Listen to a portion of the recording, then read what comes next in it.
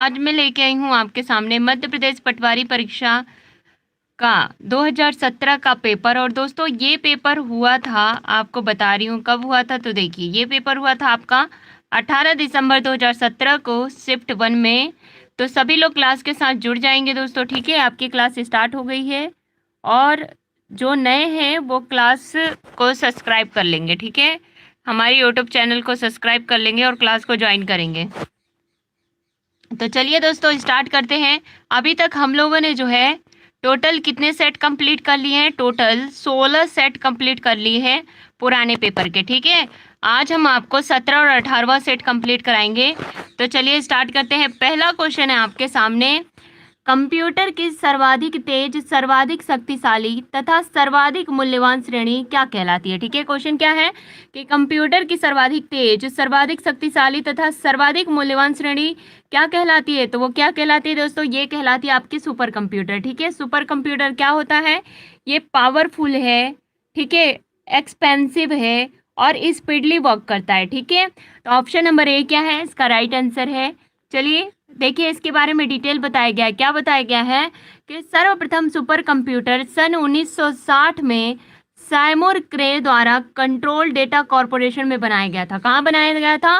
Control data corporation में बनाया गया था।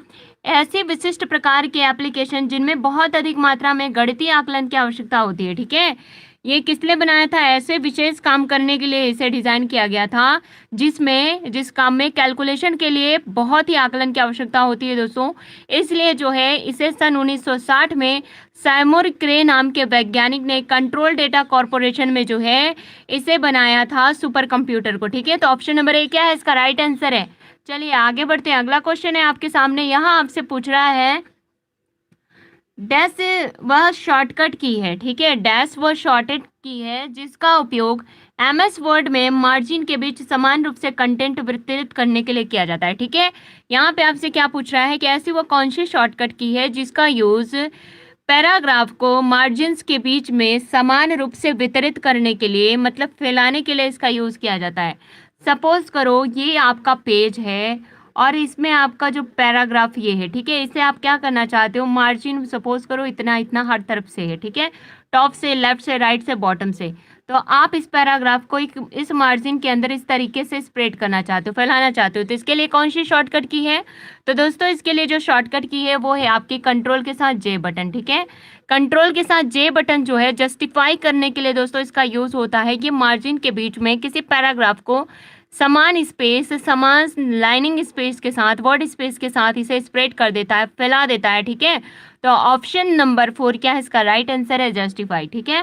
कंट्रोल के साथ एल बटन किस लिए यूज किया जाता है? तो लेफ्ट अलाइनमेंट के लिए, ए सेंटर अलाइनमेंट के लिए, और कंट्रोल के साथ आर बटन किस लिए यूज किया जाता है? तो राइट अलाइनमेंट के लिए यूज किया जाता है, ठीक है। चलिए आगे बढ़ते हैं। अगला क्वेश्चन है आपके सामने, यहाँ आपसे पूछ रहा है एक डैश एक एल्गोरिदम का दृश्य या चित्रमय निरूपण है, ठीक है। ऐसा एक क्या है जो एक एल्गोरिदम का दृश्य या चित्रमय निरूपण है, ठीक है। पहली बात तो आपको पता होना चाहिए एल्गोरिदम क्या होता है। एल्गोरिदम दोस्तों एक तरह का स्ट्रक्चर होता है, एक तरह का बोला जा सकता है कि माइंडसेट प्रोग्राम होता है। किस तरीके से? अगर आप कोई प्रोग्रामिंग करना चाहते हो, ठीक है, प्रोग्रामिंग करना चाहते हो तो उस काम को कैसे होना है, कब स्टार्ट होना है, ठीक है, उसके बाद कौन सा प्रोग्राम होना है, उसके बाद नेक्स्ट स्टेप क्या होगा, नेक्स्ट स्टेप क्या होगा, ठीक है, स्टेप बाय स्टेप किसी प्रोग्राम को ठीक है सिक्वेंसली करना, ये क्या है? एक तरह का एल्गोरिदम है, ठीक है, एक तरह का फ्लो है। तो ये आपको ध्यान रखना है दोस्तों, ठीक है। अब यहाँ पे ये पूछा है ये क्या है? डैश एक एल्गोरिथम का दृश्य या चित्रमय निरूपण है, क्या है? तो चित्रमय निरूपण क्या होता है? प्रोग्राम होता है, सिस्टम, डेटा या फ्लो चार्ट। तो दोस्तों फ्लो चार्ट होता है, ठीक है। क्या होता है? फ्लो चार्ट होता है। फ्लो चार्ट में क्या होता है? स्पेशल तरह के सिंबल्स का यूज किया जाता है, जैसे डायमंड शेप, ठीक है। डायमंड शेप का यूज किया जाता है किसके लिए? कंडीशंस के लिए, ठीक है, कंडीशनल के लिए जो है डायमंड शेप का यूज किया जाता है। इस तरीके से सर्कल का भी स्पेशल वर्क होता है, रोज का भी स्पेशल वर्क होता है, ठीक है। इन सभी को जो है स्पेशल वर्क के लिए डिनोट करके एक एल्गोरिदम को जो है चित्रमय निरूपण के रूप में प्रदर्शित किया जाता है दोस्तों। ऑप्शन नंबर 4 क्या है? इसका राइट आंसर है फ्लो चार्ट, ठीक है। देखिए यहाँ पे एल्गोरिदम का चित्रीय रूपांतरण फ्लोचार्ट कहलाता है। इसमें अलग अलग प्रकार के इंस्ट्रक्शन के लिए अलग अलग सिंबल्स का प्रयोग किया जाता है। ठीक है, तो ये आपको ध्यान रखना है। ऑप्शन नंबर 4 क्या है, इसका राइट आंसर है। आगे बढ़ते हैं, अगला क्वेश्चन है आपके सामने। यहाँ आपसे पूछ रहा है डैश स्प्रेडशीट का निर्माण करने और फॉर्मेट करने के लिए प्रयुक्त होने वाला एक शक्तिशाली टूल है। ठीक है, क्या क्वेश्चन पूछ रहा है, कौन सा एक स्प्रेडशीट का निर्माण करने और फॉर्मेट करने के लिए प्रयुक्त होने वाला एक शक्तिशाली टूल है, कौन सा है। तो दोस्तों स्प्रेडशीट की बात आ गई तो आपको तुरंत समझ जाना है, ये बात हो रही है माइक्रोसॉफ्ट ऑफिस एक्सेल का। ठीक है, माइक्रोसॉफ्ट ऑफिस एक्सेल की बात हो रही है। तो ऑप्शन नंबर 3 क्या है, इसका राइट आंसर है। चलिए आगे बढ़ते हैं, अगला क्वेश्चन है यहाँ पे आपसे पूछ रहा है दोस्तों कि वेबसाइट के पहले पेज को निम्न कहा जाता है। ठीक है, कोई वेबसाइट होता है उसका पहला पेज को हम किस नाम से जानते हैं, ये आपसे पूछ रहा है। तो दोस्तों किस नाम से जानते हैं हम पहले पेज को, bookmark page, HTML script page, home page या जावा स्क्रिप्ट पेज। तो दोस्तों इसे किस नाम से जानते हैं, होम पेज के नाम से। किस नाम से जानते हैं, होम पेज के नाम से जानते हैं। जब हम कोई वेबसाइट ओपन करते हैं तो उसका जो पहला पेज दिखता है दोस्तों उसे होम पेज बोलते हैं। ठीक है, चलिए आगे बढ़ते हैं, अगला क्वेश्चन है आपके सामने। यहाँ आपसे पूछ रहा है कि 4 बिट का समूह इस रूप में जाना जाता है। ठीक है, 4 बिट का समूह जो होता है किस रूप में जाना जाता है। तो दोस्तों 4 बिट का समूह जो होता है निबल के रूप में जाना जाता है। किस रूप में जाना जाता है, निबल के रूप में जाना जाता है। तो ऑप्शन नंबर 3 क्या है, इसका राइट आंसर है। 4 बिट बराबर कितना होता है, 4 बिट बराबर 1 निबल होता है। कितना होता है, 4 बिट बराबर 1 निबल होता है, ये आपको ध्यान रखना है। तो ऑप्शन नंबर 3 इसका राइट आंसर है। ठीक है, आगे बढ़ते हैं, और पहली बार और यहाँ पे ये भी जान लीजिए बाइट की बात हो रही है। तो दोस्तों 8 बिट जो है, 8 बिट बराबर कितना होता है, 1 बाइट होता है। ठीक है, 8 बिट बराबर कितना होता है दोस्तों, 1 बाइट होता है। तो ये भी आपको ध्यान रखना है। ठीक है, ऑप्शन नंबर 3 इसका राइट आंसर है। आगे बढ़ते हैं, अगला क्वेश्चन है आपके सामने।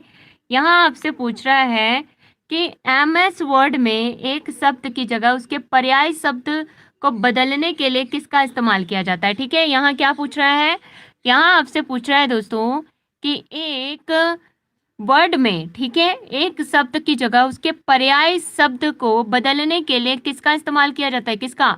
तो दोस्तों इसके लिए जो यूज होता है वो है आपका क्या, थिसॉरस। ठीक है, किसका यूज होता है, थिसॉरस का यूज होता है। चलिए आगे बढ़ते हैं, देखिए यहाँ पे क्या बताया गया है कि MS वर्ड में एक शब्द के स्थान पर उसके ही पर्याय शब्द को बदलने के लिए थिसॉरस का यूज किया जाता है दोस्तों।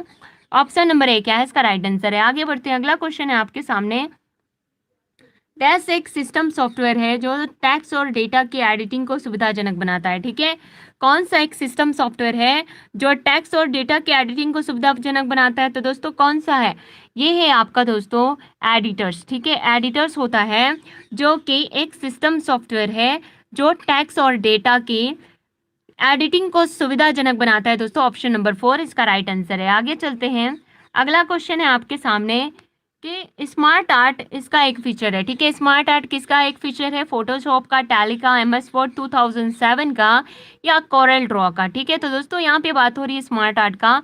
तो दोस्तों स्मार्ट आर्ट जो है MS वर्ड 2007 का एक फीचर है। ठीक है, स्मार्ट आर्ट क्या है, MS वर्ड 2007 का एक फीचर है। ऑप्शन नंबर 3 इसका राइट आंसर है। चलिए देखिए यहाँ पे क्या क्या बताया गया है, देखिए माइक्रोसॉफ्ट के फीचर स्मार्ट आर्ट की सहायता से साइंस में बने लाइफ साइकिल बना सकते हैं या गणितीय सवाल तैयार किए जा सकते हैं। जैसे बच्चों के किताब में कुछ फल दिए होते हैं और उन फलों की गिनती कर उसके सामने लिखा होना होता है। ठीक है, ये सब किसके थ्रू करते हैं, ये सब डिजाइनिंग हम जो है स्मार्ट आर्ट के थ्रू कर सकते हैं। तो दोस्तों ऑप्शन नंबर 3 इसका राइट आंसर है।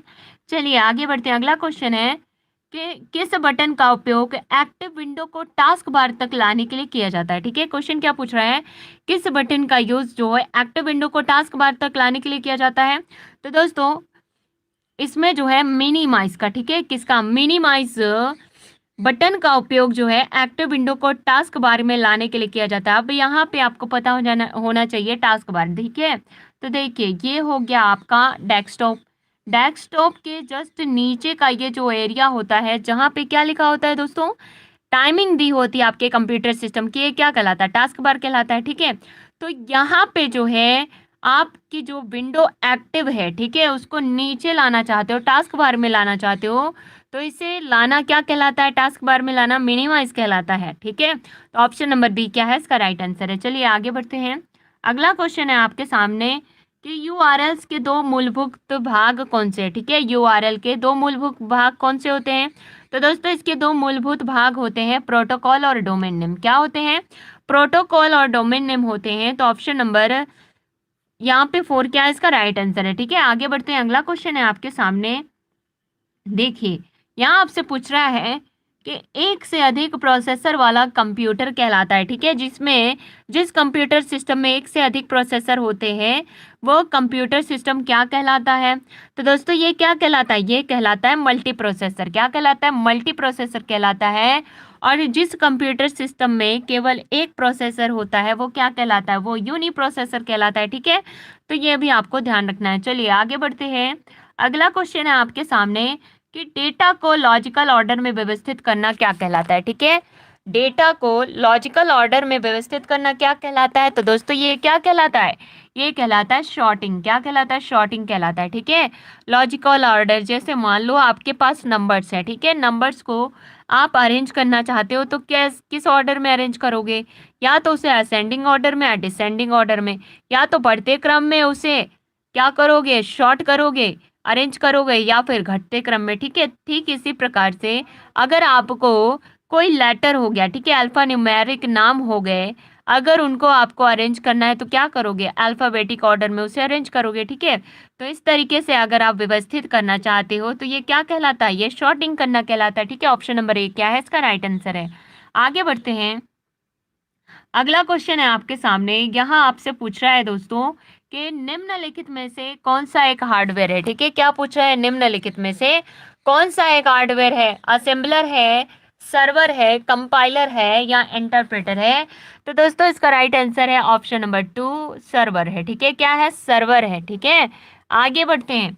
अगला क्वेश्चन है आपके सामने, यहाँ आपसे पूछ रहा है दोस्तों, क्या पूछ रहा है, तो देखिए कि कंप्यूटर का मुख्य प्रोसेसर इसके द्वारा संगठित किया जाता है। ठीक है, कंप्यूटर का जो मुख्य प्रोसेसर होता है किसके द्वारा संगठित किया जाता है। तो दोस्तों ये मदरबोर्ड के द्वारा संगठित किया जाता है। किसके द्वारा, मदरबोर्ड के द्वारा संगठित किया जाता है। ऑप्शन नंबर 1 क्या है इसका राइट आंसर है। आप चलिए इसके बारे में डिटेल देखते हैं। तो देखिए क्या बताया गया है कि एक ऐसा इक्विपमेंट जिसके सहारे इक्विपमेंट से जुड़े हो तथा जो सारे कंपोनेंट्स को एक साथ जोड़ कर रखे, इसे मदरबोर्ड कहते हैं। मदरबोर्ड किसी कंप्यूटर की रीढ़ की हड्डी होती है। ठीक है, मदरबोर्ड को क्या बोलते हैं, कंप्यूटर की रीढ़ की हड्डी भी बोलते हैं। तो ये भी आपको ध्यान रखना है। चलिए आगे बढ़ते हैं। अगला क्वेश्चन है कि एक्सेल डेटा और टाइम को इस रूप में स्टोर करता है। ठीक है, एक्सेल डेटा टाइम को किस रूप में स्टोर करता है, टेक्स्ट डेटा, नंबर्स, या फॉर्मूलाज या बुलियंस के रूप में। तो दोस्तों जो एक्सेल होता है वो डेट, टाइम को इन सबको किस रूप में स्टोर करता है, तो नंबर्स के रूप में स्टोर करता है। किसके रूप में, नंबर्स के रूप में स्टोर करता है। तो ऑप्शन नंबर बी क्या है इसका राइट आंसर है। जो भी लाइव है पार्टिसिपेट कीजिए। ठीक है, लाइव क्लास चल रही है आपकी।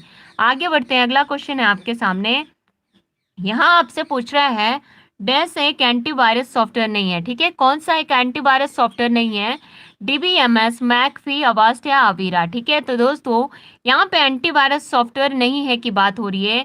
तो मैकफी भी एक एंटीवायरस सॉफ्टवेयर है, अवास्ट भी है, अवीरा भी है, लेकिन डीबीएमएस क्या है दोस्तों, ये आपका डेटाबेस मैनेजमेंट सिस्टम है, ये एक एंटीवायरस नहीं है। ऑप्शन नंबर ए क्या है इसका राइट आंसर है। ठीक है, आगे बढ़ते हैं। अगला क्वेश्चन है आपके सामने, यहाँ आपसे पूछ रहा है डैश का उपयोग डेटा और पासवर्ड की सुरक्षा के लिए किया जाता है। ठीक है, किसका यूज जो है डेटा और पासवर्ड की सुरक्षा के लिए किया जाता है, एनक्रिप्शन का, ऑथेंटिकेशन का, वेरिफिकेशन का, या कंप्यूटर का।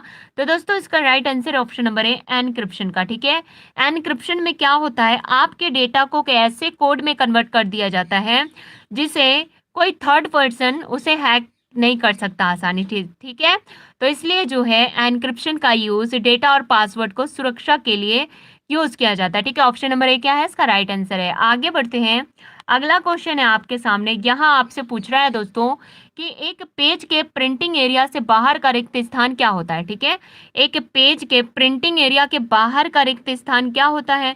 मार्जिन होता है, हेडर होता है, फुटर होता है या क्लिप आर्ट होता है? तो दोस्तों इसका राइट आंसर है ऑप्शन नंबर ए, मार्जिन होता है। ठीक है, प्रिंट एरिया के बाहर का जो भाग होता है, रिक्त स्थान, खाली स्थान जहां पे कुछ भी नहीं लिखा होता, वो क्या कहलाता है? वो मार्जिन कहलाता है। ऑप्शन नंबर ए क्या है इसका राइट आंसर है। आगे चलते हैं, अगला क्वेश्चन है आपके सामने। यहाँ आपसे पूछ रहा है कि आप एक बिजनेस लेटर लिखने के लिए किस एप्लीकेशन का उपयोग करेंगे। ठीक है, अगर आपको एक बिजनेस लेटर लिखना है तो उसके लिए आप कौन से एप्लीकेशन को यूज करोगे? तो दोस्तों इसके लिए आप MS वर्ड का यूज करोगे। किसका?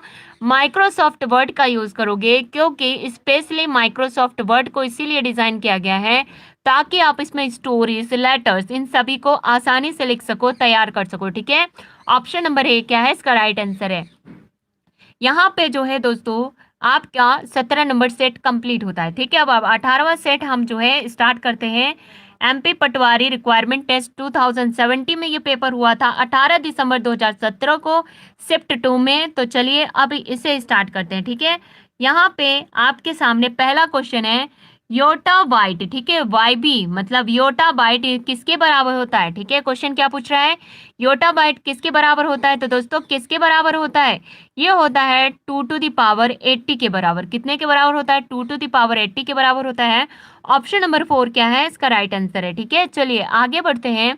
अगला क्वेश्चन है आपके सामने। यहाँ आपसे पूछ रहा है कि एक बाइट डेटा के, ठीक है, एक बाइट डेटा के एक डैश को संभाल सकता है। ठीक है, एक बाइट डेटा के एक डैश को संभाल सकता है। किसे संभाल सकता है? तो दोस्तों ये कैरेक्टर को संभाल सकता है। किसे संभाल सकता है? कैरेक्टर को। एक बाइट डेटा के एक कैरेक्टर को संभाल सकता है। एक बाइट बराबर कितना होता है? 8 बिट। ठीक है, 8 बिट बराबर कितना होता है? 1 बाइट होता है। और एक कैरेक्टर के लिए जो है 1 बाइट मतलब 8 बिट की जरूरत होती है। तो ऑप्शन नंबर 3 क्या है इसका राइट आंसर है। चलिए आगे बढ़ते हैं। अगला क्वेश्चन है आपके सामने। यहाँ आपसे पूछ रहा है कि spreadsheet, photo editing, power point, word document निम्न के उदाहरण है। ठीक है, ये किसके एग्जाम्पल्स हैं? तो दोस्तों ये सभी क्या हैं? ये सभी आपके एप्लीकेशन सॉफ्टवेयर हैं। क्या है? ये सभी आपके एप्लीकेशन सॉफ्टवेयर हैं जिनका पर्टिकुलर वर्क के लिए जो है यूज़ किया जाता है। पावर पॉइंट में आप प्रेजेंटेशन बनाते हो, वर्ड्स डॉक्यूमेंट में आप स्टोरीज, लेटर के लिए यूज़ करते हो, फोटो एडिटिंग में आप फोटोज की एडिटिंग करते हो। स्प्रेडशीट क्या है दोस्तों? इसमें कैलकुलेशन के लिए यूज़ करते हो, टेबल क्रिएट करने के लिए, है ना, फ्लो चार्ट बनाने के लिए, फ्लो चार्ट नहीं चार्ट बनाने के लिए जो है स्प्रेडशीट का यूज़ करते हो। तो ये भी आपको ध्यान रखना है दोस्तों। ऑप्शन नंबर 1 क्या है इसका राइट आंसर है। ये सभी क्या है? एप्लीकेशन सॉफ्टवेयर है। आगे बढ़ते हैं। अगला क्वेश्चन है आपके सामने। यहाँ आपसे पूछ रहा है दोस्तों कि स्पीकर एक कौन सी डिवाइस होती है। ठीक है, स्पीकर जो होता है कौन सी डिवाइस होती है? Output, input, memory, storage. तो दोस्तों स्पीकर का यूज किस लिए किया जाता है? तो साउंड सुनने के लिए। ठीक है, मतलब गाने सुनने के लिए आप स्पीकर का यूज करते हो।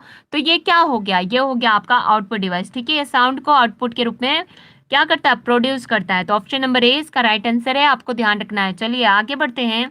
अगला क्वेश्चन है आपके सामने। यहाँ आपसे पूछ रहा है निम्नलिखित में से कौन सी कंप्यूटर लैंग्वेज है। ठीक है, क्वेश्चन क्या पूछ रहा है? निम्नलिखित में से कौन सी कंप्यूटर लैंग्वेज है? तो दोस्तों यहाँ पे विंडोज, मैक ओएस, एंड्रॉयड, ये सभी क्या है? ये सभी आपके ऑपरेटिंग सिस्टम है। ठीक है, लेकिन ये जो जावा है, जावा क्या है दोस्तों? ये प्रोग्रामिंग लैंग्वेज है, कंप्यूटर लैंग्वेज है। ठीक है, तो ऑप्शन नंबर 1 क्या है इसका राइट आंसर है कि इनमें जो है कंप्यूटर लैंग्वेज कौन सी है? तो जावा है। ठीक है, आगे बढ़ते हैं। अगला क्वेश्चन है आपके सामने। यहाँ आपसे पूछ रहा है कि MS एक्सेल में हैश वैल्यू इसे संदर्भित करता है। ठीक है, अगर आप MS एक्सेल पे वर्क कर रहे हो, उस टाइम पे आपको इस तरीके का मैसेज शो होता है, तो इससे आप क्या समझते हो? किस कारण से ऐसा मैसेज आता है? तो दोस्तों जब आपके वैल्यू में कोई प्रॉब्लम या त्रुटि होती है, एरर होता है, तब जो है हैश वैल्यू आती है। ठीक है, जब आपके वैल्यू में क्या होता है? कोई प्रॉब्लम होता है, त्रुटि होता है, या एरर होता है, तब जो है इस तरीके का यहाँ पे मैसेज शो होता है। ठीक है, तो ये क्या है? मान में त्रुटि के लिए इस तरीके का मैसेज शो हो जाता है। तो ये आपको ध्यान रखना। ऑप्शन नंबर 3 इसका राइट आंसर है। आगे बढ़ते हैं। अगला क्वेश्चन है आपके सामने कि निम्नलिखित में से क्या एक एक्सेल चार्ट है। ठीक है, कौन सा एक एक्सेल चार्ट है? तो दोस्तों इसका राइट आंसर है आपका ऑप्शन नंबर 3 3D बार। ठीक है, 3D बार जो है ये एक एक्सेल चार्ट है, ठीक है। बार चार्ट आपने सुना होगा, तो 3D बार क्या है, एक तरह का चार्ट है। तो ऑप्शन नंबर थर्ड इसका राइट आंसर है। और ये हमें कहाँ मिलते हैं, ये सभी एक्सेल में मिलते हैं, ठीक है। चलिए आगे बढ़ते हैं। अगला क्वेश्चन है आपके सामने, यहाँ आपसे पूछ रहा है दोस्तों, मोजिला फायरफॉक्स निम्न के अंतर्गत आता है, ठीक है। मोजिला फायरफॉक्स जो है किसके अंतर्गत आता है, तो दोस्तों ये किसके अंतर्गत आता है, ये ब्राउजर के अंतर्गत आता है, ठीक है। ये क्या है, ये ब्राउजर है, मोजिला फायरफॉक्स, इंटरनेट एक्सप्लोरर, ठीक है। और क्या, सफारी, गूगल क्रोम, ये सभी क्या है, ये सभी आपकी वेब ब्राउजर हैं। तो ऑप्शन नंबर थर्ड क्या है, इसका राइट आंसर है। चलिए आगे बढ़ते हैं। अगला क्वेश्चन है आपके सामने, यहाँ आपसे पूछ रहा है कि किसी कम्युनिकेशन चैनल के माध्यम से एक कंप्यूटर से किसी फाइल को कॉपी दूसरे कंप्यूटर में ले जाना क्या कहलाता है, ठीक है। अगर हम किसी कम्युनिकेशन चैनल का यूज करते हैं कि कंप्यूटर से किसी फाइल को कॉपी दूसरे कंप्यूटर में ले जाने के लिए, तो ये क्या कहलाता है, तो दोस्तों ये कहलाता है आपका फाइल ट्रांसफर। क्या कहलाता है, फाइल ट्रांसफर कहलाता है। ऑप्शन नंबर बी क्या है, इसका राइट आंसर है, ठीक है। देखिए यहाँ पे क्या बता रहा है कि फाइल ट्रांसफर एक नेटवर्क प्रोटोकॉल होता है जिसके द्वारा इंटरनेट आधारित टीसीपी आईपी इसके नेटवर्क पर संचिकाओं का आदान प्रदान किया जाता है। इसे यूजर बेस्ड पासवर्ड द्वारा प्रयोग में लाया जाता है। किसके थ्रू, यूजर बेस्ड पासवर्ड के द्वारा प्रयोग में लाया जाता है दोस्तों। ऑप्शन नंबर बी इसका राइट आंसर है, आपको ध्यान रखना है। आगे बढ़ते हैं। अगला क्वेश्चन है कि पोर्ट्रेट और लैंडस्केप मोड किसके दो प्रकार होते हैं, तो दोस्तों किसके ये दो प्रकार होते हैं, पोर्ट्रेट और लैंडस्केप, तो दोस्तों ये पेज ओरिएंटेशन होते हैं। क्या होते हैं, पेज ओरिएंटेशन होते हैं। ऑप्शन नंबर ए क्या है, इसका राइट आंसर है, ठीक है। चलिए आगे बढ़ते हैं। अगला क्वेश्चन है आपके सामने, पीडीएफ का फुल फॉर्म क्या होता है, ठीक है। पीडीएफ का पूर्ण रूप क्या होता है, तो दोस्तों पीडीएफ का फुल फॉर्म होता है पोर्टेबल डॉक्यूमेंट फॉर्मेट। क्या होता है, पोर्टेबल डॉक्यूमेंट फॉर्मेट होता है, जो कि हमको ऑप्शन नंबर थर्ड में देखने के लिए मिल रहा है, ठीक है। चलिए आगे बढ़ते हैं। अगला क्वेश्चन है आपके सामने, यहाँ आपसे पूछ रहा है एमएस वर्ड में कंट्रोल आई का क्या कार्य होता है, ठीक है। एमएस वर्ड में शॉर्टकट की कंट्रोल बटन के साथ आई बटन आप किस लिए यूज करते हो, तो दोस्तों इसका यूज किया जाता है सिलेक्ट किए गए टेक्स्ट को इटैलिक करने के लिए। किस लिए, आप सपोज कीजिए एक टेक्स्ट लिखा हुआ है, जैसे रूपांतरित लिखा हुआ है, इसे आपने सिलेक्ट कर लिया, ठीक है। फिर आप जैसे ही कीबोर्ड से कंट्रोल के साथ आई बटन प्रेस करते हो, तो ये जो रूपांतरित लिखा हुआ है ये क्या हो जाएगा, तिरछा लिखा जाएगा, ठीक है। कैसा हो जाएगा, तिरछा हो जाएगा। तो ये आपको ध्यान रखना है कि जब आपको किसी टेक्स्ट को तिरछा करना हो, इटैलिक करना हो, तो इसके लिए जो है कंट्रोल के साथ आई बटन का यूज करते हैं। ऑप्शन नंबर थर्ड क्या है दोस्तों, इसका राइट आंसर है। आगे बढ़ते हैं। अगला क्वेश्चन है आपके सामने, यहाँ आपसे पूछ रहा है कि फायरवॉल क्या है, ठीक है। फायरवॉल क्या होता है, तो दोस्तों ये क्या है, फायरवॉल, फायरवॉल है आपका सॉफ्टवेयर का इस्तेमाल एक पब्लिक नेटवर्क से प्राइवेट नेटवर्क को अलग करने में इस्तेमाल किया जाता है। किस लिए, एक पब्लिक नेटवर्क से प्राइवेट नेटवर्क को अलग करने के लिए इसका इस्तेमाल किया जाता है। और ये दोस्तों आपके नेटवर्क को बाहरी अटैक से जो है प्रोटेक्ट करता है, ठीक है। कोई अदर थर्ड पार्टी आपके नेटवर्क को एक्सेस नहीं कर सकता, इसलिए जो है फायरवॉल का यूज किया जाता है। ऑप्शन नंबर बी दोस्तों इसका राइट आंसर है। चलिए आगे बढ़ते हैं। अगला क्वेश्चन है आपके सामने, यहाँ आपसे पूछ रहा है, क्या पूछ रहा है दोस्तों, तो देखिए यहाँ आपसे पूछ रहा है एक माइक्रो कंप्यूटर में कम से कम एक इनपुट यूनिट, एक आउटपुट यूनिट, एक माइक्रो प्रोसेसर यूनिट तथा एक क्या होना चाहिए, ठीक है। क्वेश्चन क्या पूछ रहा है, एक माइक्रो कंप्यूटर में कम से कम एक इनपुट यूनिट, एक आउटपुट यूनिट, एक माइक्रो प्रोसेसर यूनिट तथा एक क्या होना चाहिए, तो दोस्तों एक मेमोरी यूनिट होनी चाहिए। क्या होनी चाहिए, मेमोरी यूनिट होनी चाहिए, क्योंकि आपने डेटा इनपुट कर दिया, आपको आउटपुट भी मिलेगा, ठीक है। डेटा प्रोसेस भी होगा, लेकिन प्रोसेस होने के बाद वो स्टोर कहाँ होगा, तो स्टोर करने के लिए मेमोरी की जरूरत होती है। तो ऑप्शन नंबर एक क्या है, इसका राइट आंसर है मेमोरी यूनिट, ठीक है। चलिए आगे बढ़ते हैं। अगला क्वेश्चन है आपके सामने, यहाँ आपसे पूछ रहा है जब डेटा लिस्ट फॉर्मेट में हो तब एमएस वर्ड में किसका इस्तेमाल इसे स्पष्ट तौर पर प्रदर्शित करने के लिए होता है, ठीक है। जब डेटा लिस्ट फॉर्मेट में हो तब एमएस वर्ड में किसका इस्तेमाल इसे स्पष्ट तौर पर प्रदर्शित करने के लिए किया जाता है, किसका इस्तेमाल किया जाता है, तो दोस्तों बुलेट्स का, ठीक है। किसका, बुलेट्स का इस्तेमाल इसे तौर पर प्रदर्शित करने के लिए किया जाता है, ठीक है। स्पष्ट तौर पर क्या करने के लिए, प्रदर्शित करने के लिए। लिस्ट की बात हो गई, देखो दोस्तों लिस्ट दो तरीके की होती है, एक होता है नंबर्ड और एक होता है आपके बुलेट्स के फॉर्म में, ठीक है। नंबर मतलब 1 2 3 इस तरीके के रहते हैं, और बुलेट्स के फॉर्म में आपका बुलेट्स बने होते हैं, ठीक है। ठीक है, साथ ही साथ आपका कोई स्पेशल सिंबल्स बने होते हैं, तो ये अलग हो गए और ये अलग हैं, ठीक है। तो यहाँ पे बुलेट जो है ये लिस्टिंग का प्रकार है, आपको ध्यान रखना। ऑप्शन नंबर बी इसका राइट आंसर है। आगे चलते हैं, अगला क्वेश्चन है आपके सामने। यहाँ आपसे पूछ रहा है कि डैश हर भागीदार, ठीक है, डैश हर भागीदार के सहयोग को स्क्रीन पर उन लोगों के लिए दर्शाता है जो इस वार्ता में बाहरी तौर पर हिस्सेदार है, ठीक है। डैश हर भागीदार के सहयोग को स्क्रीन पर उन लोगों के लिए दर्शाता है जो वार्ता में बाहरी तौर पर हिस्सेदार है। तो दोस्तों इसका राइट आंसर है इंटरनेट रिले चैट, ठीक है। क्या है? इंटरनेट रिले चैट है, जो कि हर भागीदार के सहयोग को स्क्रीन पर उन लोगों के लिए दर्शाता है जो कि इस वार्ता में बाहरी तौर पर हिस्सेदार होते हैं। ऑप्शन नंबर 4 क्या है? इसका राइट आंसर है। चलिए आगे बढ़ते हैं, अगला क्वेश्चन है आपके सामने। यहाँ आपसे पूछ रहा है एक सैटेलाइट को डेटा प्रेषित करने से संबंधित शब्द निम्नलिखित है, ठीक है। एक सैटेलाइट को डेटा प्रेषित करने से संबंधित शब्द कौन सा है? तो दोस्तों ये है आपका अपलिंक, ठीक है। अपलिंक क्या है? ये एक सैटेलाइट को डेटा प्रेषित करने से संबंधित शब्द है अपलिंक, आपको ध्यान रखना है। ऑप्शन नंबर 4 क्या है? इसका राइट आंसर है, ठीक है। आगे बढ़ते हैं, अगला क्वेश्चन है आपके सामने कि MS वर्ड 2007 में फाइल एक्सटेंशन की चौड़ाई कितने कैरेक्टर की होती है, ठीक है। क्वेश्चन क्या पूछ रहा है? MS वर्ड 2007 में फाइल एक्सटेंशन की चौड़ाई कितने कैरेक्टर तक होती है, तो कितने तक होती है दोस्तों, ठीक है। सपोज करो यहाँ पे आपने ABC नाम की फाइल बनाई और डॉट क्या लिखा है यहाँ पे DOC, ठीक है। तो ये क्या है? ये डॉट DOC जो है ये एक्सटेंशन कहलाता है, ठीक है। तो इसकी चौड़ाई कितने कैरेक्टर तक होती है? तो दोस्तों यहाँ पे एक्स और लगा होता है, 4 कैरेक्टर तक होती है। कितने तक होती है? 4 कैरेक्टर तक होती है। यहाँ पे एक्स इंडिकेट करता है नए वर्जन को। किसे इंडिकेट करता है? नए वर्जन को इंडिकेट करता है। तो ये आपको ध्यान रखना है। ऑप्शन नंबर ए क्या है? इसका राइट आंसर है, ठीक है। चलिए आगे बढ़ते हैं, अगला क्वेश्चन है आपके सामने। यहाँ आपसे पूछ रहा है दोस्तों कि क्या पूछ रहा है, तो देखिए पूछ रहा है यहाँ पे आपसे, आपको मिस्टर कार्तिक से एक मेल प्राप्त हुआ, ठीक है, और उसी मेल को आपको मिस्टर राजेश को भेजना है। तो आपको मेल भेजने के लिए किस विकल्प का चयन करना होगा, ठीक है। क्वेश्चन क्या पूछ रहा है? आपको एक क्या मिल गया? मिस्टर कार्तिक ने आपको एक मैसेज किया, ठीक है, और उस मैसेज को आप मिस्टर राजेश को भेजना चाहते हैं। तो इसके लिए आप क्या करेंगे? तो दोस्तों उस मैसेज को क्या करोगे आप?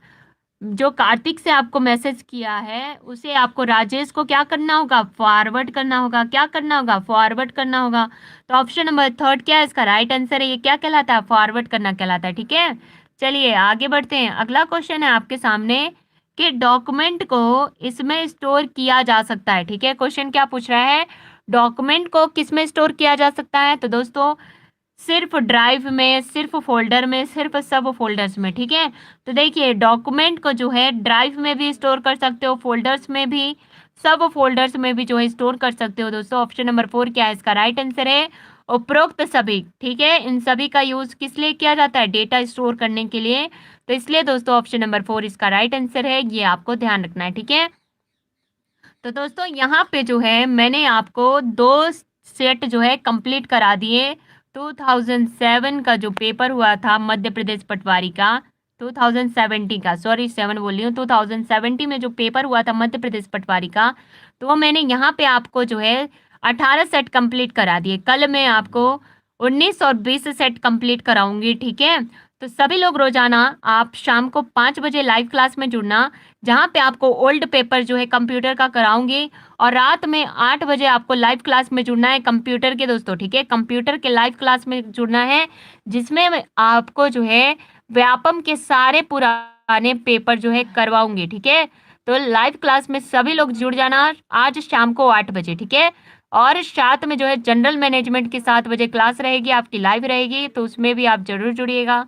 तो मिलते हैं दोस्तों अगली वीडियो में, तब तक के लिए बाय बाय और जय हिंद।